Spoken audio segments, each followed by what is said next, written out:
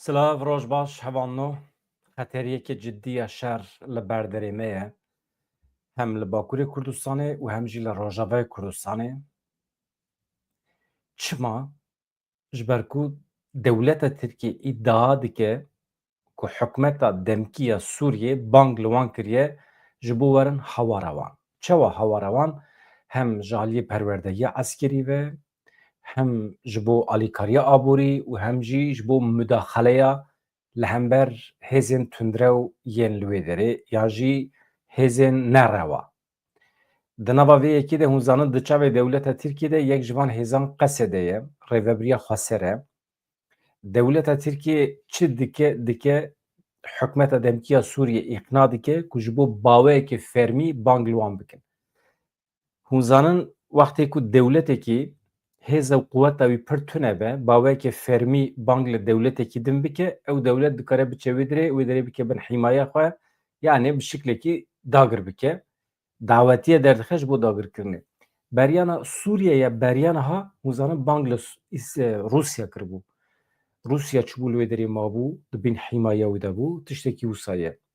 Niha dişûna Rûsyayê berê ya li Sûriyê de êdî dibe Tirkiyeya îro ya li Sûriyê. Wextê ku dewleta Tirkiye li Sûriyê be, her der dibe weke Efrîn, her der dibe weke Serêkaniyê ji bo me Kurdan. Êdî îmkana ku em bikaribin bi colanî re bidin bistînin tune ye, namîne. Wê demê êdî muhetebê me dewleta Tirkiye ye. Veya ji bo me xeter e. Niha çi ye? İsraîl wê destûr bide ku dewleta Tirkiye li wê derê hakim be. Erebistana Siûdî ku beriya niha em zanin hevdîtin pêkanî bû bi colanî re û soza pereyan jî dabû. Ew ê destûr bide ku li Tirkiye li Sûriye hakim bibe, ev meseleyên cuda ne. Wekî din gelek dewlet hene. Ka em binêrin wê çawa be. Nûçeyê ku min ji we re amadekirine di vê çarçovê de ji we re pêşkêş dikim. Kirîna balafran heye. Dewleta Tirkiye çi qewimî ku tam di vê demê de dest pê kiriye balafran dikire. Ji Almanya, ji İngîltere. Gelo dibe ku van balafran li hember İsraîlê bikarbîne. Hûn zanin li Sûriyê bikaranîna balafran çi qasî icab dike ez nizanim. Hêza bi tenê ku niha dewleta Tirkiye ji xwe re kiriye hedef milletê Kurd e. Gelo ew ê bi balafran êrişê ser milletê Kurd ê Rojavayê Kurdistanê bike. Bi van balafirê ku ji Almanya dikire, İngîltere dikire. Di nava peymana wan da gelo qedexe heye ku êrişê ser Rojavayê Kurdistanê neke. Ez dibêjim qey qedexe tune ye. Tenê yek qedexeyekî heye bi van balafran tu nikarî êriş bikî ser hêzekî din ya NATO. Yunanistan heye ditirse endama NATOyê ye Yunanistan. Dikare êrişê ser İsraîlê bike em nizanin İsraîl endamek NATO nine lê belê ji NATOyê piştgiriyekê pir mezin digire. Yani endameke manevî ê NATOyê ye. Mir wisa dikare bêje. Tirkiye dikare êriş bike resmiyetê de lê bawer nakim Almanya, Fransa, Amerîka destûr bidin. Hevan û heman nûçeyê ku me amade kiriye ji we re pêşkêş bikin paşê em ji xwe re şîrove bikin. Wezareta Parastinê ya dewleta Tirkiye ragihand ku Rêveberiya Sûriyê ji bo xurtkirina kapasîteya xwe ya parastinê ji bo tekoşîna li dijî hemû rêxistinên terorê di serî de Daeş bawekê fermî ji Tirkiye alîkarî xwestiye. Wezaretê wiha got. Wekî Wezareta Parastinê em bi hikûmeta nû ya Sûriye re di nava hevkariyekê nêz de dixebitin. Rêveberiya Sûriyê ji bo xurtkirina kapasîteya xwe parastinê ji bo tekoşîna li dijî hemû rêxistinên terorê di serî de Daeş bawekê fermî ji Tirkiye alîkarî xwestiye. Daeş ji bo her tiştî êdî hincet e. Li ser vê daxwazê xebatên me yên ji bo pêşkêşkirina perwerde, şêwirmendî, piştgiriya teknîkî ji bo zêdekirina kapasîteya parastinê ya Sûriyê berdewam dikin. Armanca sereke ya Tirkiye ew e piştgiriyê alîkariyê bide yeketiya siyasî, yekparçeyî axa Sûriyê ji bo hewlên pêkanîna aştiyeke mayînde ya li herêmê pêşengê bike. Yani îcabê şîrovê heye ji bo aştiyekê mayînde li herêmê piştgiriyê bide Sûriyê. Tirkiye dibêje. Yani ez dibêjim qey we mesele fehm kir. Armanca serekeya Tirkiye ev pişkiriye bide yeketiya Suriye yek parçayı aha Suriye. Yani çeva ku Hakan Fidan tehdit kiribu ve mesela Suediyere mesela pır zelale hevanno. Ez nûçe bixurim em warin ser vedire ama ez tirsim ez bir bikim. Divê qesede li gorî rêkeftina bi Şamê re tevgere, wekî Wezareta Parastinê me berê gelek caran anî bû ziman ku parastina yekparçeyiya axa Sûriyê mafê wê yê serweriyê ji bo îstiqrara welatê me ji bo herêmê pêwîstiyeke bingehîn e. Di vê çarçovê de divê di demeke zû de encamên wan xalên ku Qesedê û hikûmeta Sûriyê di dehê adarê de li ser lihev kiriye, li qadê werin dîtin. Ji bo îstiqrarê ev bibe alîkar. Qesede mecbûr e baweyekê berbiçav nîşan bide ku li gorî peymana bi hikûmeta Şamê re tevdigere. Hevan ez vê dixwazim hinek şîrovê bikim. Em bi hev re şîrovê bikin. Armanca serekeya Tirkiye piştgiriya ji bo yeketiya siyasî û yekparçeyî axa Sûriyeyê niha Qesedê hezar û yek caran heta niha beyan kiriye ku derdê wan bi perçekirina Sûriye re tune ye. Derdê wan tune ku Sûriye perçe bikin û falan û bêvan ew girêdayî yekparebûna axa Sûriyê ne. Mesele guherî, mesele çawa guherî? Heteşe rastiya xwe nîşan da. Derket ser rûyê avê. Bi êrişa li ser Elewiyan paşê êrişa ser Dorziyan ku gelek fotraf derketine. Fotraf cesedê miriyan li nava kolana. Nîşan da ku rêxistineke terorîst e, bermayê Daişê ye û tu car medenî nabe, demokrasiyê pêk nayîne. Da yani heteşê nîşan da. Wextê ku nîşan da divê du sê hefteyên dawî de derket holê ku qenaetekî di nava raya giştiya cîhanê de derket holê ku bê parastin ne mümkün e mirov li rojata navên bijî. Ne mümkün e ku hêzên li Swêdayê yê durzî bê parastin bisekinin. Ya divê Qesedê parastina wan bike ya divê İsraîl parastina wan bike. Yani hêza wan ya herêmî jî têrê nake. Hejmara wan kêm e ew ne weke Kurdan e. Temam Kurd jî hejmara wan pir nezêde ye ama Kurd jî hatîne tecrübeyê wan ya şer heye. Pêncî sal e Kurd şer dikin. Xwedî tecrübe ne. û berfireh in li rojata navîn bi bandoran.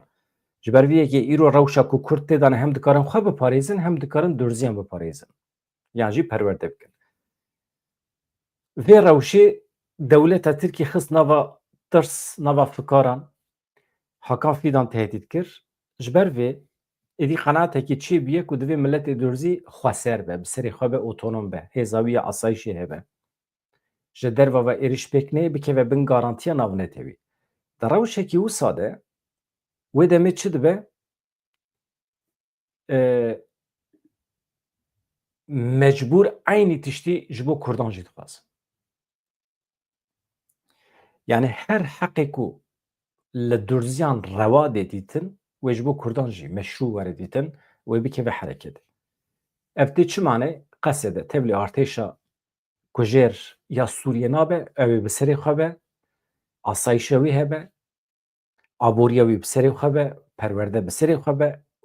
Welhasil pergala îro ya Rojavayê Kurdistanê xwe biparêze lê tenê bi firqekî bikeve bin garantiya navnetewî. Dewleta Tirkiye ev yek firq kir û ketiye nava panîkê ji ber vê yekê dest pê kiriye çek û sîlehan dikire, niha balafiran dikire. Çil pêncî balafir kirîne ji Almanya, kirîne ji Brîtanya, İngîltere. Em zanin ku dijminê dewleta Tirkiye tune ye tenê Kurd in. Ne zehmet e mirovan tiştana bibîne. Îjar dewleta Tirkiye dibêje çûye zorê li heteşê li Colanê kiriye bi hev re lihev kirine dibêje tu vê kaxizê îmzeke tu vê kaxizê îmzeke bila destê me de weke belgeyekî bimîne wextê ku me Sûriye dagir kir em ketin Sûriye em nîşanê navnetewî bidin nîşanê saziyê navnetewî bidin ku Sûriye bang li me kiriye. Halbuki em tev dizanin Sûriye Mûriye li ortê tune ye. Dewlet mewleteke rewa li ortê tune ku bang li dewleta Tirkiye bike. Tiştekî wisa tune ye. Rêxistinekî bermayên Daişê ye bifikirin dewleta Tirkiye diçe bi vê rêxistinê re li hev dike qaşû ji bo têkoşîna li hemer Daişê. herkes zane ku ev hemî derewin, herkes dizane ku tenê şerê li hember Kurdan e. Ji ber vê yekê xwe amade bikin hevano, di demekî pêşiya me de pêvajoya li Tirkiye jî xira dibe. Çünkü pêvajoya li Tirkiye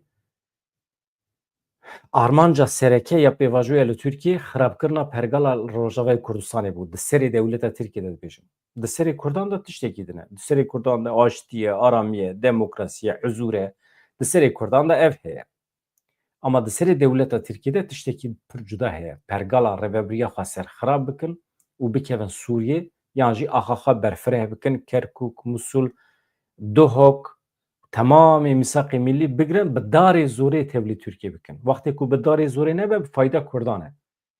Wextê ku entegrasyoneke demokratîk pêk were hemû sînorên nava Kurdistanê rabin û Kurd û Tirk bikarbin di çarçoveya demokrasiyekê hemdem de bi hev re bijîn problem tune ji bo Kurdan. Lê wextê bi darê zorê dewleta Tirkiye bikeve polîtîkaya xwe pêk bîne dibe problem. Binêrin.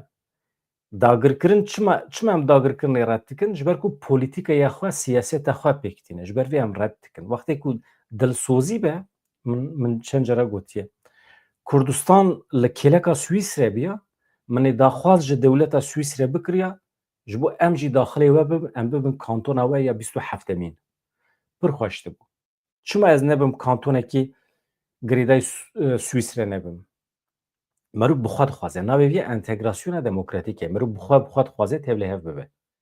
Ama li Tirkiye şert û merc ne guncaw e, ne müsaîd e ji bo ku mirov bikeve nava hereketekî wisa. Yekalî nabe. Di serê Kurdan de entegrasyoneke demokratîk heye, bi Tirkiye re bibin yek, xweş bêş xwe bijîn. Di serê dewleta Tirkiye de siyaseta xwe ya înkar û îmhayê li temamê herema ku dikeve çarçoveya peymana mîsaqê millî li wê derê pêk bînin. Siyaseta xwe pêk bînin. Em vê red dikin. Mîsaqê millî peymanekî veşartî ye. Yani soza netewî ye. Yani ehda netewî ye yani. Sonda wan heye. Hemî derê digirin bi darê zorê. Ama şertên îro yên siyasî çiqat dest tên nizanim. Hevando niha mesele ev e. Eger Tirkiye bikeve Sûriyê dibe em Kurd xwe ji şerekî pir mezin re amade bikin. Piştî vê saetê îmkana ku Kurd serî bitewînin tune ye. Pirs girtîgehên îşê de hene li Rojavayê Kurdistanê. Erê li Rojavayê Kurdistanê di girtîgehan de di zindanan de hîn jî Daişî hene dibin kontrola Qesedê dane. Nehatine berdan. Rast dibêjî. Niha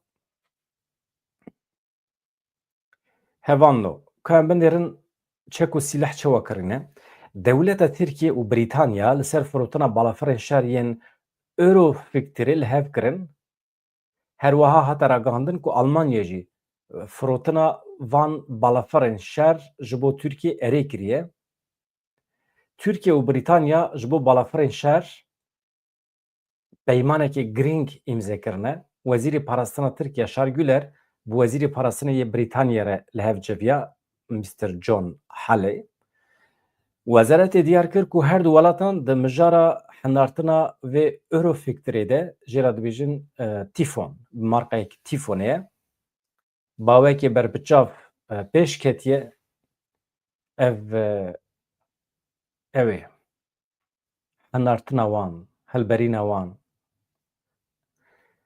Dibêje qebûlkirina Tirkiyê weke bikaranîna Tiffonê di peywendiyên dostaniyê yên ku di navbera hevpeymanên serekeyê NATOyê de bi dehê salan geş bûne hîn xurttir dike. Wê bibe gavekê giring di zêdekirina hêz û quweta hewayî ya pêşketî ya şerker ya Tirkiyeyê. Yani Tirkiye hatiye qebûlkirin ku tevlî van endamên NATOyê bibe û bikaribe van balafirên Tiffonê bikarbîne. Yani ew peymanekî yani tevlî wê ew ê biye dibêje ev hêz û quweta Tirkiye bilind dike. Ama mesele temam hêza NATOyê bi hêzê dewleta Tirkiye lê li hember kî bikartîne vê hêz û quweta xwe ew problem e. Ji ber vê em dibêjin tenê Kurd hene. Bala xwe bidinê li hemû der û cîranên Tirkiye kîjan dewlet dijminê Tirkiye ye. Yan jî Tirkiye dijminê kîjan dewletî ye. eğer hum bibêjin Yunanistan ez ê ji we re bibêjim na ji ber ku Yunanistan endama NATO'ya ye imkana ku Türkiye li hemberî wê şer bike van balafirê NATO'ya bikarbîne tuneye derê we. Em bêjin İsrail derê we. İsrail endameke manevî ê NATO'ya ye. Baweke fermî her çend di NATO'ya de cih negire jî di serî de Amerika, welatên Ewropayê piştgiriyeke tam didin İsrailê ji ber vê yekê Türkiye bi tu awayî nikare balafirên xwe li hember İsrailê bikarbîne vê ji bîr bikin. İran na. İran cîranekî qedîm yê Tirkiye, Türkiye tu car şerê bi Îranê re nagire ser xwe nabe em bêjin maşa di destê Ewropiyan de ji bo şerê li hember Îranê. Îra Türkiye dizane ku sibê dest bi Ewropî wextê ku herêmê biterîkinin biçin ew û Îraniyan dimînin rûbirû bi cîranê xwe re nakeve şer. Çi dimîne tenê Kurd dimînin. Çiqa ji destê dewleta Tirkiye tê êdî ew ê qera Kurdan bîne. Heval û hogirê me, siyasetmedarên me, hemî kesên rayedarên siyaseta Kurdî divê zanibin ku şerekî pir mezin li pêşiya Kurdan e dewleta Tirkiye ji me nahewe kiriye serê xwe. Ev pêvajo eger karibe pêşî li dewleta Tirkiye bigire heqeten bravo ji her kesî re pir serkeftiye. Ji ber vê ez bim merû piştgirî bide vê pêvajoyê. Bi Tirkiye re hinekî pişopişo bike ji bo hinek nerm be û êrişê ser me neke bi vî şeklî. Em di xeteriyê de ne. Gelek zarozêçê me, jinê me, însanên me wê pir zerar bibînin. Vê pêvajoyê alîkarî da ye heta niha sê çar me hin şer tune ye. Bi xêra vê pêvajoyê. Vê divê rastî de em bibînin. Em nabêjin ev pêvajo wê her tiştî çareser bike. Ama qet nebe eger bikaribe pêşî li şer bigire heta ev dem hinek demborî ye yani wê derbas be baş e dîsa merû dikare bikeve nava hereketê. Çünkü armancê me yê Kurdan tê zanîn esasî ye. Armanca me ya esasî ya Kurdan tê zanîn îcab nake em dubare bikin. Kurdistaneke azad, Kurdistaneke serbixwe jî di serê Kurdan de ye şert û merj pêk werin em bi tirkara li hev neyên çima nebe. Mesela röportaja Doğu Perinçek hebû bi Ravîn Stêrk re. Ravîn Stêrk dipirse dibêje çima di destûra bingehîn de em nikarin bibêjin ev dewlet ji aliyê Kurdan û Tirkan ve hatiye avakirin dewleta her duyane jiyaneke hevbeş bi rêve dibin. Doğu Perinçek dibêje nabe çima nabe wextê ku du şîrîk werin cem hev dewletekî ava bikin ji aliyê hiqûqî ve heqê wan çê dibe ku ji hev cihê jî bibin. Ji bo ku em pêşî li cihêbûnê bigirin ji veqetînê bigirin divê em nebêjin ku vana şîrîk in. Çünkü şîrîgatî tê wê manî ku heqê te heye tu cihê bibî. Mantıqî ye. Ez qet nefikrî bûm wisa heqeten. Wextê ku tu qanûnê de wisa bi cih bikî divê wî heqê te veqetînê çê dibe. Çima tu şîrîkî çima veneqetî mesela. Ji ber vê yekê dibêjin em mecbûrin siyaseta înkarê pêk bînin. Mesela hevalê me dibêjin ya înkara Kurd rabiye. İnkara Kurd ranebiye. Li Tirkiye bi devkî dibêjin Kurd heye ama baweke fermî, qanûnî Kurd tune ye. Çünkü wextê ku bibêje Kurd heye heqê Kurdan ku veqetin heye. Tu jî nikarî li ser navê nesla nû tu garantî bidî Tirkan ku tu bibêjî em heta dünya xweş be em cihê nabin. Tiştekî wisa tune ye. Em îro hene sibê tune ne nesla piştî me 10 salê din 20 salê din em nelvê dünyayê ne nesla piştî me ew ê bibêjin me ceriban 10-15 salan em nikarin bi hev re bijîn heqê wan e yani em nikarin şûna wan da îro qirar bidinê em nikarin wana bixin bin peymanekî ku ew nikaribin têda gav bavêjin yani heqê me jî tune ye em derbarê qedera nesla pêşarojê de biryaran bidin heqê me tune ye. Niha van balafiran ez hinek agahî bidim me hevan ji bîr nekin ji kerema xwe re abonetiyê ji bîr nekin tevlîbûnê ji bîr nekin tevlîbûn ew katıl heye katıl butûnû dibêjin jê re katıl herçî ye hûn lê bixin ew lînka li keleka fotoğrafê min ji kerema xwe re ew dibe alîkarî ji bo em bikaribin vê kanala xwe bi pêş bixin û bibin abone spas dikim ji we re hejmara abone me gelekî zêde dibin roj bi roj, mala we ava her hebin. Hevan me qebûlkirina Tirkiye wekî hevkarê vê peymana ku dikare van balafiran bikarbîne dibê girîng e. Ev pêşketin wê bi hevpeymaniya Brîtanya Tirkiye bibe destpêkeke serdemeke nû, duwarê xurtkirina hevkariya hêzê de, duwarê xurtkirina piştgirîkirina pîşesaziyên parastinên her du welatan bi rêya kirina dualî ya amûrên pêşengên cîhanê. Xuya ye ji vir û pêve Tirkiye wê dem bi dem amûr alavên eskerî ji İngîltere bikire. Li gorî nûçeyê ajansa Reutersê hikûmeta Brîtanya jî di derbarê peymanê de daxuyaniyekê daye têda dibêje danûstandinê ji bo peymana hinartinê ya buhayê bi milyaran sterlîn ya ji bo balafirên şer ên tîfonê a bi Tirkiye re wê di hefteya pêş de berdewam bike. Çapemeniya Alman jî tiştekî nivîsandiye ew jî balafiran difroşin Tirkiye. Çapemeniya Almanya îro nivîsand ku hikûmeta federal ya Almanyê ji bo radestkirina balafirên şer ew jî aynî balafira Eurofighter Typhoon. Ji Tirkiye re çiraya kesk vêxistiye, yani destûr daye. Li gorî kovara Alman der Spîgelê Konseya Ewlehiyê ya Federal daxwaza Enqereyê ji bo 40 balafirên şer êrenî pêşwazî kiriye. 40 balafirên şer Tirkiye wê ji Almanya bikire. Hate diyarkirin ku balafir wê bi perçeyên Almanya tên li Brîtanya wê bên çêkirin. Perçeyên ji Almanya diçin Brîtanya li wê derê têne çêkirin. Gelo ew tiştek ku em bas dikin aynî balafirin yan du caran balafiran dikire. Hem ji Brîtanya dikire hem ji Almanya dikire. Dibe ev zelal bibe ez bawer dikim yek tiştekî ye. 40 balafiran dikire. Ev ji Almanya diçin İngîltere li wê derê montaja wî tê çêkirin. Paşê jî difroşin cîhanê. Yan jî endamên welatên NATOyê bikartînin. Ez dibêjim aynî tişt e. Hate gotin ku eger Tirkiye 40 balafiran sipariş bike buhayê wî çiqasiye van siparîşan nêzîkî 5 milyar euro ye. 5 milyar euro dewleta Tirkiye dixe xizmeta 40 balafiran sirf ji bo pergala îroya Kurdan têk bibe. Ew jî tenê balafir. Heft qatê kirîna balafiran jî wê li deverê din xerç bike. Mesela bi hezaran personel, esker wê bişîne ser Rojavayê Kurdistanê. Ew ê bixe xizmeta Sûriyê.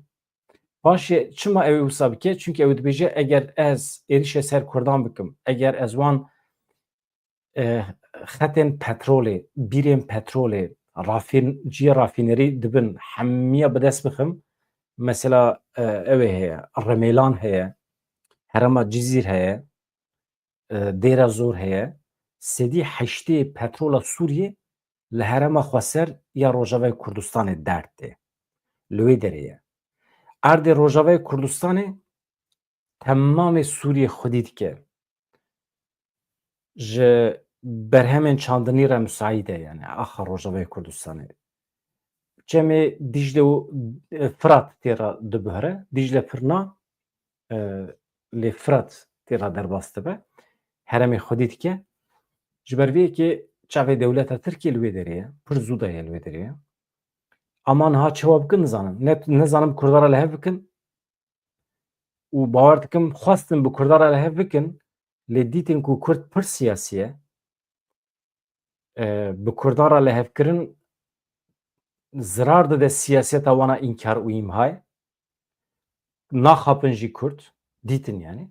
Ji ber vê yekê dibêjim qey êdî ew ê pêvajoyê bavê jin û ew ê bavekî eskerî bikevin navê û di dawiyê de çi dibe bila bibe. Di serê wan de çi heye? Dibêje em biçin Rojavayê Kurdistanê pergalê xirab bikin, em dest dayînin ser wê petrolê, ji xwe colanî û heteşe di kontrola me daye, em ê temamê petrola Sûriyê bigirin bixin xizmeta xwe, em ê çandinî bixin xizmeta xwe û Sûriye dibe ême. Wê demê Kurd, Murd dît li holê namîne. Em ê wana jî mecbûrî koçberiyê bikin, koçberiya mecbûrî.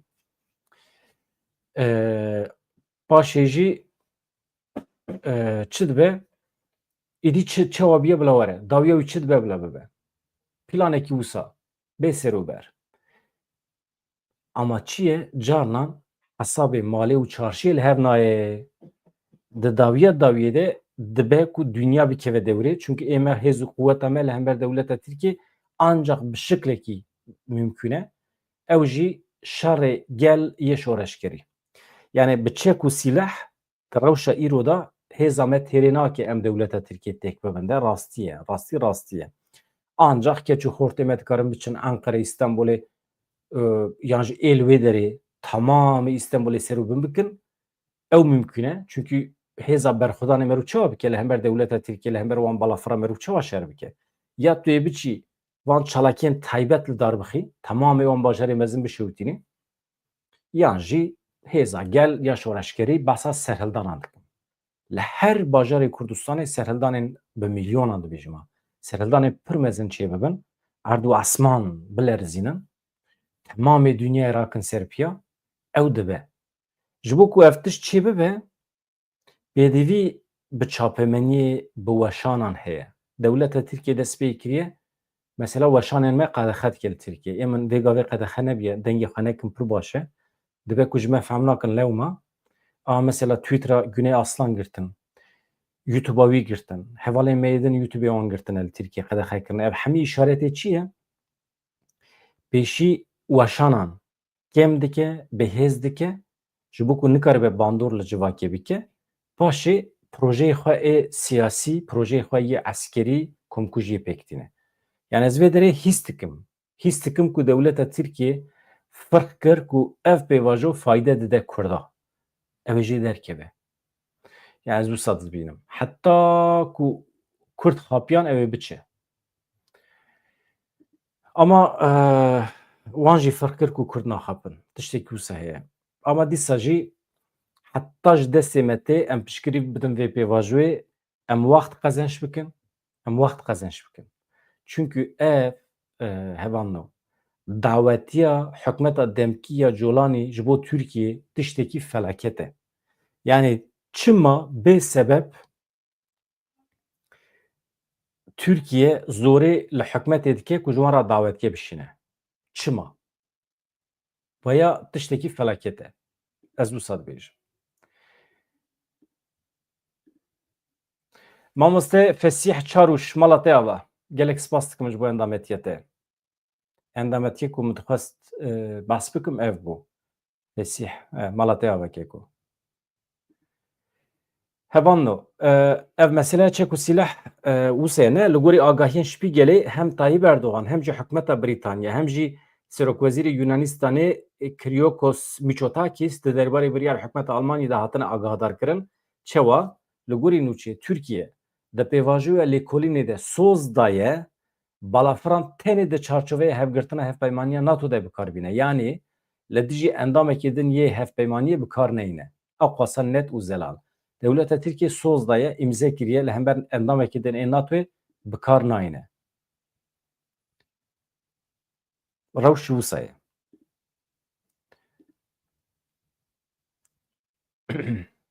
Ya niha hevanno dayîkekî me îro jiyana xwe ji dest daye. Emine Ocak erê wallah. Dayîka Hesen Ocak bû. Ev belkî 30 salin li pêşiya Galatasaray ya İstanbulê ez hema fotoğrafê bibînim ser evê. Ez acayip rêz û hurmetekî bêdawî nîşanê vê dayîka me didim. Jiyana xwe ji dest da tabî êdî nexweşî ye, îxtiyarî ye, normal e mirov dimire. Normal e. Lê bi êşekî pir mezin kurê xwe wenda kir Hesen Ocak. Di meseleyên faîlî meçhûl da yek ji sembolên dayîkên Şemiyê bû Emine Ocak. Jiyana xwe ji dest da wefat kir. Emine Ocak ji bo aqûbeta kurê xwe Hesen Ocak hîn bibe. Sala 1995 di binê çavan de hate wendakirin, berpirsyar ji bo bêne darizandin bi salan tekoşîna edaletê meşand. Emine Ocak piştî krîza dil mehekî li nexweşxaneyê di beşa lezgîn de hate dermankirin. Jiyana xwe ji dest daye dayîkên Şemiyê li ser hesabê xwe dijîtalê mirina Emine Ocak ragihandin.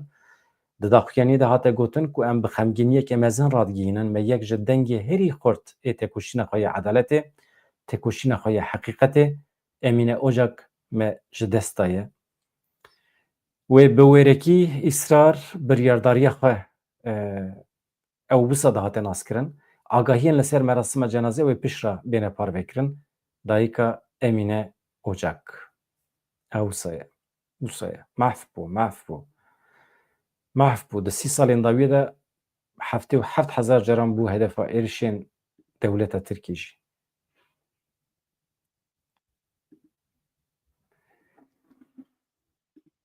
Mesele ev e hevanna.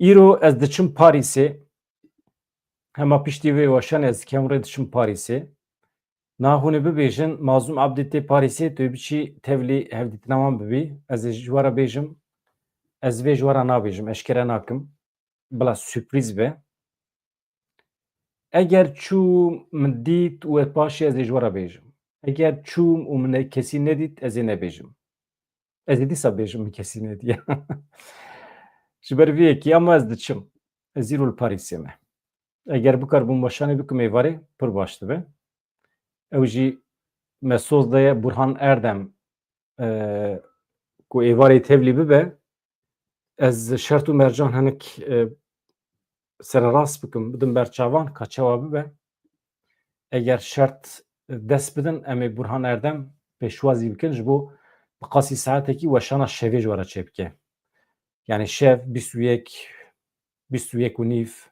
li gorî saeta Ewropayê.